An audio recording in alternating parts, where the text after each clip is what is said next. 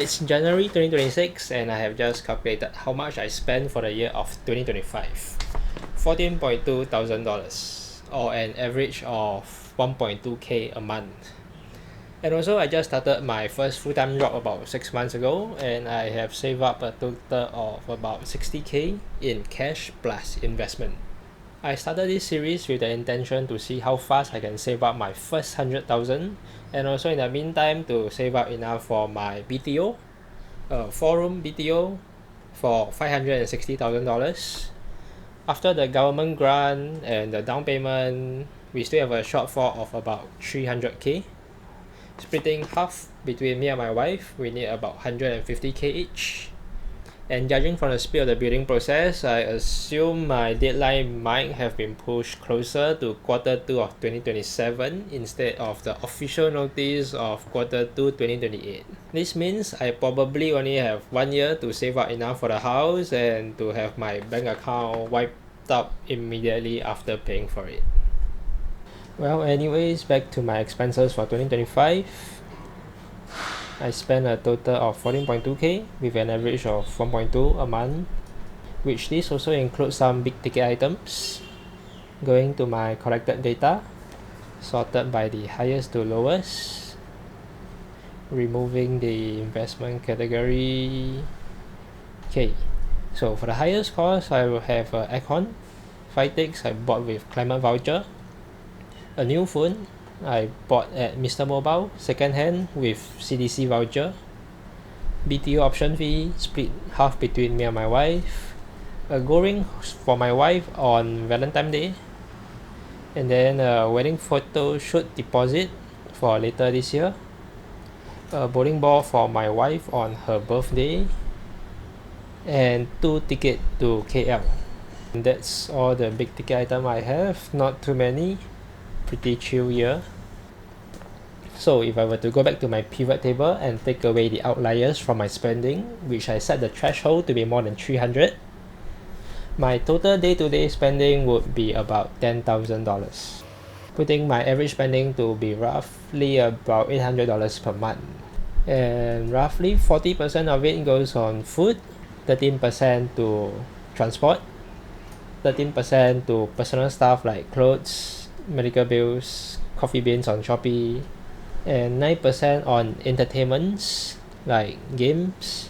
And next is looking at the trend. I'm definitely spending more than how I used to be. It used to be about 600 each month, but now it's about 800 a month. Maybe just inflation or maybe a slight change in lifestyle. I don't really look at the price tag of food that closely now as compared to when I was a student. As long as it's under $10, I would pretty much eat anything without much hesitation. Okay, the next financial decision I made last year was to sign up for a credit card. I did some research between cashback and miles card and ultimately went for the UOB One credit card because it suits my current lifestyle. And it gives me about 8% cashback every month with a downside of needing to spend at least $600 a month. As to how I hit $600 a month with my low expenses, roughly $30 goes to entertainment, $200 on food, $40 on groceries, a large chunk of it goes to miscellaneous, and about $100 goes to personal stuff like my coffee business. I buy coffee bean, milk, and maybe some equipments. About $100 goes to transportation via SimplyGo and $60 on utilities. So for the monthly interest and cashback, just from my high yield saving account, I get about 1.65% divided by 12, interest roughly $20, and credit card gets about $60 plus $60 quarterly, so that's about $20 from rebate and another $20 bonus per month, adding up to an additional $60 each month. Okay, back to my Google Sheet. As to how it works, I have a main page here where I fill in the item, price, category, and subcategories. The categories are set on a different page. If I want to expand, I can simply add a new category or add a subcategory. And then a submit button here that is linked to an app script that passes the value into a new row in my data. Okay, AppScript is extension AppScript. So for example, I just spent $7.90 on this McChicken meal earlier this morning. I'll put McDonald's and then 7.9. The category will be under food, and then the subcategory will be under restaurant. I can submit. If you're wondering why there's two submit button, one is for PC, the other one is for mobile. The mobile one is slightly complicated because there's some bugs in the Google Sheet, so I need some workaround. Well, anyways, the data should be in. Over here we will see that there's McDonald's 7.9, and then the date time field automatically fill in. Over here I have large item, which I classify large item to be above $100, outliers above more than $300, and then balance is to show how much I have left in my bank. And then from here the latest balance will be transferred over to the main page, and I'll be able to see how much I have in total. Alright, and one more thing, if you were to see for transport, I have SimplyGo. So for bus rides, I don't look at every single rides. I use the SimplyGo app. Simply by connecting my card to the app, it helps me to track all my rides and collate them at the end of the month. And I simply add the value at the very end into my spreadsheet. Next up is investments. With my current spending habits, I can afford to invest most of my money on the stock market. This is my current portfolio. I can transfer all of the value from Moomoo into my Google Sheet simply by exporting. For example, the data you see here, 36.9, this is not the latest. Recently I bought some more stocks, but it's not updated here because the data takes from this history. And the history was last January 15th.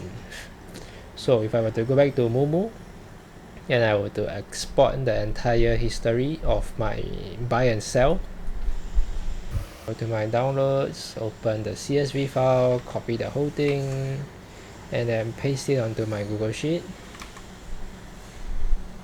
Then I go back to my investment, let it load for a while. It's running an API that goes through Google Finance and another custom function that search through the Yahoo Finance with the symbol to retrieve the current price. So all of these prices here is all current. And there's also like a disclaimer, quotes are sourced from all market, may be delayed up to 20 minutes. Yep, just a short disclaimer. So this is the latest value, 39k, which is very close to what I have, and that's good enough for me. Yep, some of the value is still in cash, so this is understandable. And I should also see that my value on the main dashboard has changed.